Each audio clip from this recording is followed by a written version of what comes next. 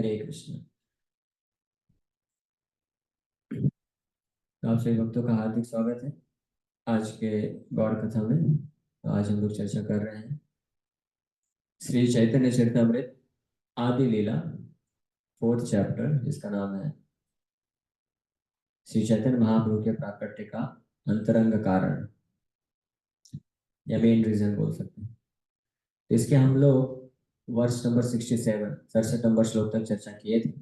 कल हमने चर्चा किया था इन 2-3 श्लोकों में भगवान की जो आध्यात्मिक शक्ति है, भगवान की आध्यात्मिक शक्ति जिसको चिन्मय शक्ति बोलते हैं, चित्त शक्ति भी बोलते हैं, स्पिरिचुअल एनर्जी, जो कि भगवान की अंतरंगा शक्ति के नाम से भी जानी जाती है, इंटरनल पोटेंशियल। और उस शक्ति के बारे में भगवान थोड़ा सा हिंट देते हैं गीता में, विस्तार से नहीं बताते, हिंट देते हैं। और उसको भगवान गीता में बताते हैं कि वो जो है पराशक्ति यानी सुपीरियर एनर्जी, और ये जो भौतिक जगत है कैसी है, इंफीरियर एनर्जी। तो सुपीरियर और इंफीरियर क्यों, क्या डिफरेंस है? मेन जो डिफरेंस है वो चेतना का है। ये जो सुपीरियर एनर्जी है वो चेतन है, और दूसरा डिफरेंस है कि वो प्योर है। और जो इंफीरियर एनर्जी है यानी जो बहिरंगा शक्ति है, निकृष्ट शक्ति जिसको बोलते हैं, वो इंफीरियर इसलिए है क्योंकि वो उसमें चेतना नहीं है, डल है। मटेरियल एनर्जी, भौतिक शक्ति में क्या क्या आता है? भौतिक तत्व आते हैं, मन बुद्धि आता है, और 3 गुण आते हैं। तो ये क्या है? ये डल मैटर है, इसमें चेतना नहीं है। और दूसरा ये इम्प्योर है। इम्प्योर मतलब ये जो बहिरंगा शक्ति है, ये किस लिए बनाया गया है? भगवान ने इसको ट्रांसफॉर्म किया है, विकृत रूप में प्रकट हुई है ये संसार के बद्ध जीवों को भोग वासना की फैसिलिटी देने के लिए, इसलिए ये इम्प्योर माना जाता है। तो ये इस प्रकार से कि 2 प्रकार के डिवीजन है। और फिर अंतरंगा शक्ति में, अंतरंगा शक्ति के भी 3 प्रकार होते हैं, ये हमने कल चर्चा किया था। संधिनी, संविद और हलादिनी शक्ति। किसी को याद है संधिनी शक्ति का क्या फंक्शन है? संधिनी शक्ति के द्वारा क्या होता है? संधनेर सारम सुद्ध सत्वनाम भगवानेर सत्ता है या ते विश्राम। हमने कल चर्चा किया था, इसलिए मैं इसको जस्ट पढ़ दूंगा। The essential portion of the Sandhini potency is Suddha Sattva. Lord Krishna's existence rests upon it. भगवान का जो अस्तित्व, भगवान का जो स्वरूप है, उसका जो अस्तित्व है, ये संधिनी शक्ति के कारण होता है। और न केवल भगवान, माता पिता स्थान ग्रह शय्यासन आर, ये सब कृष्णेर शुद्ध सत्वेर विकार। तो भगवान के जितने भी पार्षद है, माता पिता, सखा, गोपियां और अन्य जितने भी वैकुंठ में जो भी घर हैं, स्थान है, भगवान के जितने भी पैराफर्नेलिया है, वो सब भी इसी शुद्ध सत्व, जो संधिनी शक्ति है, उसी के ट्रांसफॉर्मेशन से। भागवत से भी ये प्रमाण कर दिया गया। उसके बाद नेक्स्ट शक्ति है संवित शक्ति, जिसको बोलते हैं। ये भी आध्यात्मिक है पूर्ण रूप से। ये इसका क्या फंक्शन है? कृष्ण भगवत ज्ञान संविते रसार, ब्रह्म ज्ञानादिक सवतार परिवार। तो जितना भी आध्यात्मिक ज्ञान है, अपने बारे में, खुद के बारे में ज्ञान, संसार सृष्टि के बारे में ज्ञान, और सृष्टि में जितनी भी जीवात्मा है उनका भी जो ज्ञान होता है, वो ये संवित शक्ति के द्वारा ही संचालित होता है। ठीक है, अब आज के श्लोक में चर्चा कर रहे हैं तीसरी शक्ति, हलादिनी शक्ति जिसको बोलते हैं। तो ये जो संधिनी, संवेद और हलादिनी शक्ति है, यही वास्तव में सत, चित और आनंद के नाम से भी जानी जाती है। ठीक है ना? सत का मतलब क्या होता है? इटर्नल, सनातन। चित का मतलब क्या होता है? चेतना या नॉलेज। हम सब लोग फील कर सकते हैं, थिंकिंग, फीलिंग, विलिंग का फंक्शन है। ये किसका फंक्शन है तो माइंड का। लेकिन माइंड में फंक्शन क्यों आता है? क्योंकि आत्मा उपस्थित होती है, और आत्मा में ये चित्त, चित्त शक्ति है, चित्त शक्ति का एक अंश है। इसीलिए आत्मा चेतन होती है और नॉलेज, ज्ञान प्राप्त कर सकती है। तो जितना भी ज्ञान है जितना भी अस्तित्व को की पहचान है, जितना भी चेतना है, ये चित्त शक्ति के कारण होता है। और इसी को दूसरा नाम है संवित शक्ति भी बोलते हैं। ठीक है। और तीसरा क्या है? सत्य, चित्त और आनंद है। आनंद का क्या फंक्शन है? कुछ सुख प्रदान करना, आनंद प्रदान करना, या उसी को आध्यात्मिक जगत में रस बोलते हैं। हाँ, रस मिलो। तो वो किसके कारण होता है? हलादनी शक्ति के कारण होता है। उसी का आज यहाँ पे चर्चा किया जाएगा। हलादनी शक्ति के की कंट्रोलर या अधिष्ठात्रा कौन है? वो श्रीमती राधा रानी, वो भगवान की हलादनी शक्ति है। और संधिनी शक्ति को कौन कंट्रोल करता है? भगवान बलराम, उनके कंट्रोल में, वो संचालित करते हैं। और संवित शक्ति डायरेक्ट कृष्ण ही, उनके अंडर में। इसलिए कृष्ण ज्ञान देते हैं। संवित मतलब ज्ञान, तो कृष्ण ज्ञान देते हैं, भगवत गीता में ज्ञान दिए। लेकिन जो भक्ति में रस है वो प्राप्त होता है श्रीमती राधा रानी की कृपा से। तो जो भक्त भक्ति करता है और भक्ति के कारण जो उसको ज्ञान मिलता है वो कृष्ण के द्वारा मिलता है। और जो रस मिलता है, आध्यात्मिक आनंद की प्राप्ति होती है, वो श्रीमती राधा रानी के कारण मिलता है। तो इस हलादी शक्ति का वर्णन यहाँ पे किया जा रहा है। हलाद हलादिनीर सार प्रेम, प्रेम सार भाव, भावेर परम काष्ठा नाम महाभाव। तो ये हलादनी शक्ति का जो इसेंस है वो प्रेम है, love, love of God, Krishna प्रेम। और the essence of the Haladni potency is love of God. The essence of love of God is emotion or bhav, and the ultimate development of emotion is Mahabhav. जो जो सर्वोत्तम रस को प्रदान करता है उसको महाभाव बोलते हैं। और महाभाव भी कई प्रकार के होते हैं। उसमें से जो सर्वश्रेष्ठ महाभाव होता है उसको मदनाख्य महाभाव बोलते हैं। वो केवल और केवल श्रीमती राधा रानी के पास होता है। और उसी को टेस्ट करने के लिए भगवान कृष्ण आए थे। किस रूप में? Shri Chaitanya Mahaprabhu. The product of the हलादनी शक्ति is love of God, which has two divisions, namely pure love of God and adulterated love of God. हलादनी शक्ति का रिजल्ट क्या है? कृष्ण प्रेम। कृष्ण प्रेम के दो प्रकार बताए जा रहे हैं। पहला शुद्ध कृष्ण प्रेम और दूसरा अडल्टरेटेड कृष्ण प्रेम, मतलब मिश्रित। Only when the Haladni Shakti emanates from Sri Krishna and is bestowed upon the living being to attract him does the living being become a pure lover of God. But when the same Haladni Shakti is adulterated by the external material energy and emanates from the living being, it does not attract Krishna. On the contrary, the living being becomes attracted by the glamour of the material energy.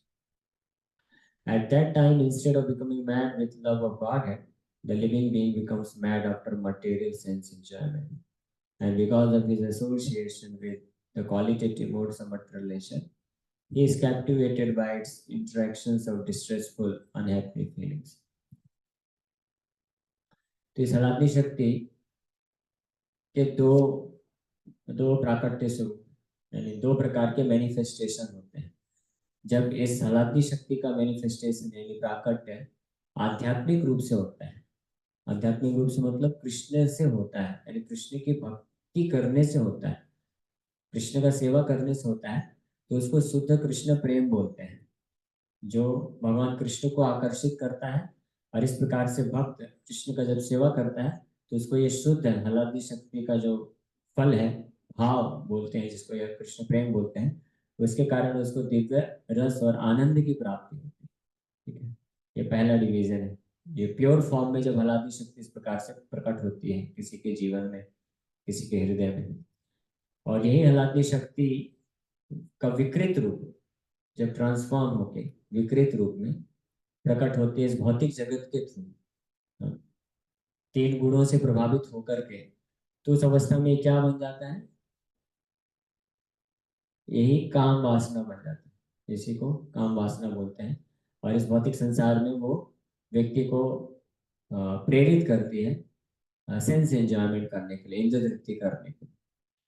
जो आध्यात्मिक जगत में कृष्ण का सेवा करने से वही हलादनी शक्ति उस शुद्ध भक्त को प्रेरित करती है, ये फोर्स करती है कृष्ण को और ज्यादा सेवा करने की। हाँ? यानी जो जीवात्मा है वो शुद्ध आह्लादनी शक्ति के प्रभाव में आकर के कृष्ण के प्रति पागल हो जाता है।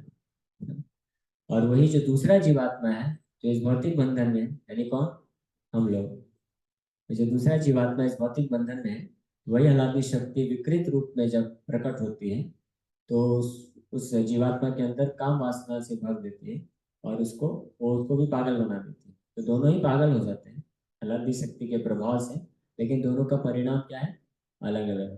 पहले का क्या परिणाम होता है,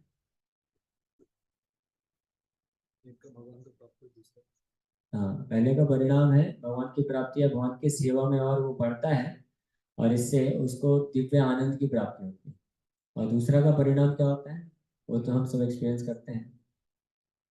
नहीं किए, पहला तो अभी हमने एक्सपीरियंस नहीं किया है, उसी को एक्सपीरियंस करने का हम प्रयास कर रहे हैं। ये दूसरा तो सबने एक्सपीरियंस किया है। दूसरे का परिणाम क्या होता है, सिर्फ दुख मिलता है प्रभु जी, शांति। केवल दुख ही दुख मिलता है, दुख ही मिलता है ना। आप वो जो आह्लादनी शक्ति का इस भौतिक तरीके से जब प्राकट्य होता है, इस भौतिक जगत में अलग अलग रस के रूप में वो प्रकट होती है। इधर भी ये 5 प्रकार के रस होते हैं, शांति रस, दास्य रस, साक्ष्य रस, वात्सल्य रस और माधुर्य रस, भौतिक जगत में भी। क्योंकि भौतिक जगत में ये सब है रस, क्यों, क्योंकि ओरिजिनली स्पिरिचुअल वर्ल्ड में ये रस है कृष्ण के साथ शुद्ध रूप में। तो वही शुद्ध रूप में जो आध्यात्मिक जगत में कृष्ण के साथ ये जो रस है, पांचों रस, उसी का ये रिफ्लेक्शन है, यह विकृत रूप है इस भौतिक जगत में। और जो रिफ्लेक्शन होता है, प्रतिबिंब होता है, वो क्या होता है, उसमें वास्तविकता नहीं होती।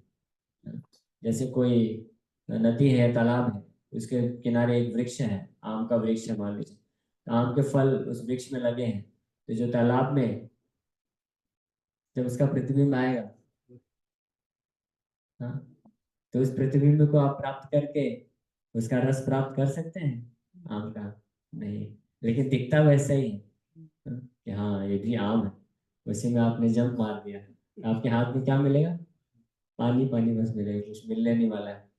वैसे ही आध्यात्मिक जगत का जो रस है, माधुर्य रस, कृष्ण गोपियां, कृष्ण और उनकी पत्नियों के साथ का जो रस है, इस भौतिक जगत में ही वो रस आता है, गर्लफ्रेंड बॉयफ्रेंड हस्बैंड वाइफ। तो व्यक्ति सोचता है कि शायद इस प्रकार का रस मिलेगा, फिर वो हाथ मारता है लेकिन मिलता है। वो जो आध्यात्मिक जगत में वात्सल्य रस है, यशोदा मैया का कृष्ण के साथ जो वात्सल्य प्रेम है, तो वहां पे ओरिजिनल रूप में है। इस भौतिक जगत में आकर के यहाँ पे भी माँ बाप और बच्चे होते हैं, तो लगता है कि वो रस प्राप्त हो रहा है, लेकिन वो होता नहीं, ओरिजिनल डुप्लीकेट माल होता है, कुछ समय में नष्ट हो जाता है। वही बच्चे जिनको बढ़िया तोतली बोली बोलने से माँ बाप को प्रसन्नता मिलती है, जैसे जैसे वो बच्चे बड़े हो जाते हैं तो सोचते हैं कौन सी घड़ी में इसको पैदा किया था, इससे अच्छा तो संतान नहीं होती तो अच्छा रहता। समझ आया ना, इस प्रकार के हर संबंध में वही लड़का लड़की मिलते हैं और विवाह के पूर्व, नहीं बोलूंगा अच्छी बात नहीं, लेकिन ये फैक्ट है, हम देखते हैं संबंध। लेकिन ये जो संबंध है भौतिक जगत में, जब कोई भक्त का जीवन होता है तो उसमें अलग हो जाता है रूप, क्योंकि उसमें वो भक्त का अंडरस्टैंडिंग होता है, समझ होता है कि चाहे कोई मेरे माँ बाप हो, मेरे बच्चे हो, या मेरे पत्नी है, पति है, या कोई भी संबंध है, वो क्या है, वो सब जो है वास्तव में भगवान के हम सब दास हैं। तो दास हमारे भगवान की कृपा से हमको जो संबंध मिल गया है, वो संबंध में स्थित रहते हुए हमको भगवान का सेवा करना है, हम सब भगवान के दास दासी हैं।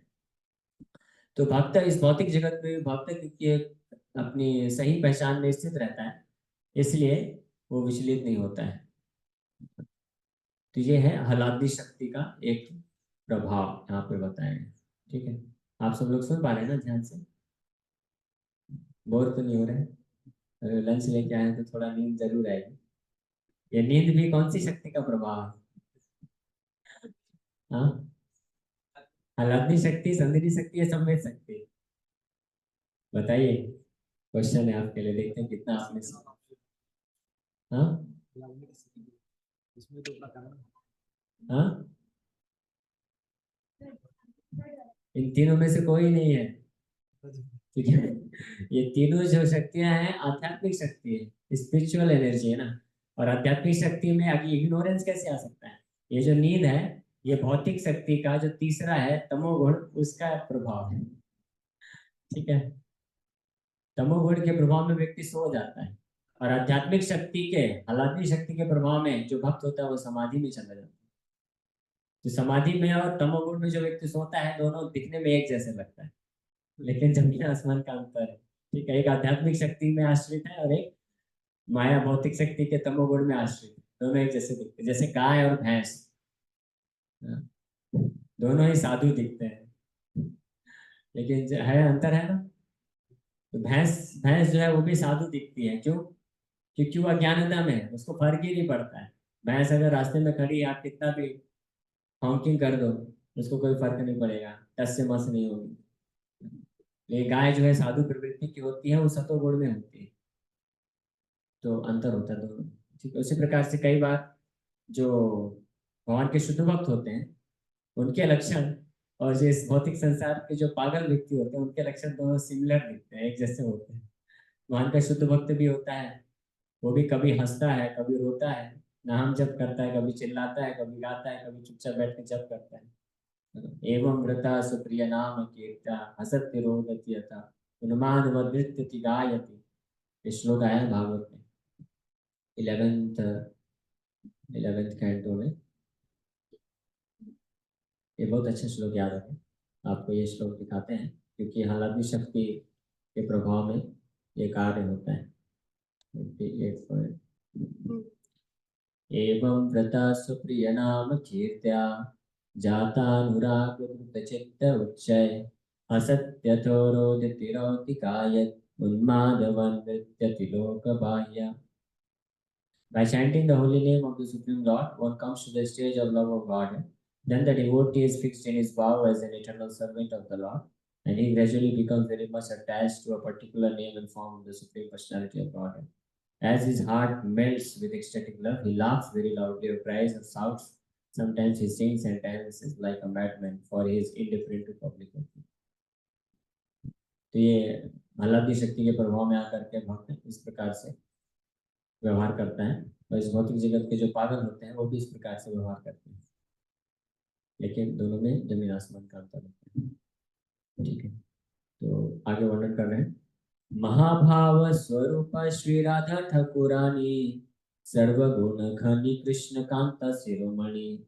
अभी आह्लादी शक्ति का परिणाम या सार है प्रेम, प्रेम का सार है भाव, और भाव में जो सर्वश्रेष्ठ है महाभाव, और उस महाभाव की जो स्वरूपा है, embodiment of Mahabhav, वो कौन है? Shri Radha Thakurani is the embodiment of Mahabhav. She is the repository of all good qualities and the grace jewel among all the lovely concerts of Lord Krishna. सर्वगुण खनि कृष्ण कांता शिरोमणि। इसलिए हालांकि शक्ति श्रीमती राधा रानी को बोला जाता है। The unadulterated action of the Haladni Shakti is displayed in the dealings of the damsels of Raja and Srimati Radharani, who is the topmost participant in that transcendental group. The essence of the Haladi Shakti is love of God. The essence of love of God is bhava, or transcendental sentiment, and the highest pitch of that bhava is called Mahabhava. Srimati Radharani is the personified embodiment of these three aspects of transcendental consciousness. She is therefore the highest principle in love of God and is the supreme lovable object of Shri Krishna. ठीक है, समझ गए? यह है आह्लादी शक्ति के बारे में हमने कुछ चर्चा किया। अब इसी का भागवत से प्रमाण प्रस्तुत करेंगे। यहाँ पे कविराज गोस्वामी श्री रूप गोस्वामी के उज्जवल नीलमणि ग्रंथ से ये श्लोक कोट करके इसको प्रमाणित करते हैं। ठीक है, हम लोग यहीं पे विराम करते हैं। Thank you very much. Hare Krishna. Hare का कोई प्रश्न है तो पूछ सकते हैं पहले। और जी प्रभु जी, जैसे आपने कल बताया कि राधा नाम के लिए अगर कोई कहता है कि हरे कृष्ण महामंत्र नहीं करके राधा जप करते, तो अल्टीमेटली वो कृष्ण जी को ही समर्पित होता है। तो इस तरह से अगर कोई भौतिक जगत में ऐसे गुरु होते हैं जो राधा जी को फेवर ज्यादा कर रहे हैं, राधा जी की भक्ति फैला रहे हैं, तो कोई कंपैरिजन कोई भक्त करता है, अरे मुझे कृष्ण जी के महामंत्र को चुनना है, इस्कॉन जाना है या राधा जी का, तो इस तरह से कंपैरिजन अगर कोई करता है नया व्यक्ति, तो उसको ओके क्या ओके, समझ सोचना गया चाहिए, कैसे स्टेप लेना समझ गया। तो मेरे ख्याल से कल भी मैंने इस बात को वर्णन किया था कि हमारे ऊपर नहीं है निर्भर, हम अपने मनमाने ढंग से नहीं कर सकते। जैसे भक्ति का मतलब क्या होता है? भक्ति मतलब होता है जो भजन करता है वो भक्त होता है, उस कार्य को भजन या भक्ति बोलते हैं। और भजन का अर्थ होता है सेवा। तो सेवा सेवा भाव के बिना भक्ति, वो भक्ति नहीं होता है। तो सेवा का मतलब क्या होता है कि हमने अपने, कोई हमारा मालिक है, स्वामी है, तभी तो हम सेवा करेंगे ना। यानी हम कौन है? हम सेवक हैं। और सेवक जो होता है वो सेवा कैसे करता है? मालिक के इच्छा अनुसार करता है। मालिक जैसे बोलेगा वैसे सेवा करेगा। अपने हिसाब से अगर किया तो फिर सेवा नहीं हुआ, यानी फिर वो भजन नहीं हुआ, भक्ति नहीं हुई। वो भी एक प्रकार का इंद्रिय तृप्ति होता है। उसको स्पिरिचुअल सेंस ग्रेटिफिकेशन बोल सकते हैं आप, थोड़ा और अच्छे शब्दों में बोला जाए तो। लेकिन वो भी सेंस ग्रेटिफिकेशन। तो भक्ति का मतलब होता है कि अपने मालिक के अनुसार। तो हमारे मालिक कौन है? श्री श्री राधा एंड कृष्ण। राधा कृष्ण हमारे स्वामी और स्वामिनी हैं। तो उनके इच्छा अनुसार भक्ति करना ही वो भक्ति होती है। तो स्वामी जी क्या बोलते हैं गीता में? सबको मालूम है क्या बोलते हैं स्वामी जी? मन मना भव मत भक्तो मत त्याजी माम नमस्कुरु। कि मेरा चिंतन करो, मेरा नाम जप करो, मेरा पूजा करो, मुझे प्रणाम करो। तो वो करना चाहिए। और जो स्वामिनी है श्रीमती राधा रानी, वो क्या बोलती हैं? भागवत में बोलते हैं, तव कथामृताम तप्त जीवनम अविविदितम कल्मषापहम श्रवणमङ्गलम् श्रीमता ततं भुवि गृह्णन्ति ते भूरिदा जना। श्रीमती राधा रानी भी वही चीज बोलती है, तब कथामृतम, यानी आपकी कथा का अमृत का जो पान करता है, जो नाम जप करता है, जो आपकी कथा सुनता है, कथा वर्णन करता है, वही सबसे बड़ा व्यक्ति। भूरिदा जना, भूरिदा जना मतलब वो सबसे उदार व्यक्ति है, वो मुझे बहुत प्रिय है। तो श्रीमती राधा रानी भी बोलती है, वही श्रीमती राधा रानी चैतन्य महाप्रभु के रूप में आती। चैतन्य महाप्रभु कौन है कृष्ण, लेकिन कृष्ण नहीं भी है, क्योंकि राधा रानी का भाव ले क्या है, वास्तव में वो राधा रानी ही है, लेकिन तत्व कृष्ण है, कृष्ण ही। इसलिए चैतन्य महाप्रभु बोले कि यदि मेरे मेरे प्रति आपको स्नेह है। जब चैतन्य महाप्रभु संन्यास लिए, चैतन्य भागवत में ये वर्णन है, आप लोग प्राप्त कर सकते हैं। संन्यास लेने के पश्चात सारे नवद्वीपवासी बहुत शोक के सागर में डूब गए, सब लोग रो रहे हैं। तो चैतन्य महाप्रभु जाने के पूर्व एक मीटिंग आते हैं और फिर ये चीज बोलते हैं क्या? यदि आमा प्रत्यय स्नेह ठाको, प्रति आपको स्नेह है तो क्या करना चाहिए? 28 27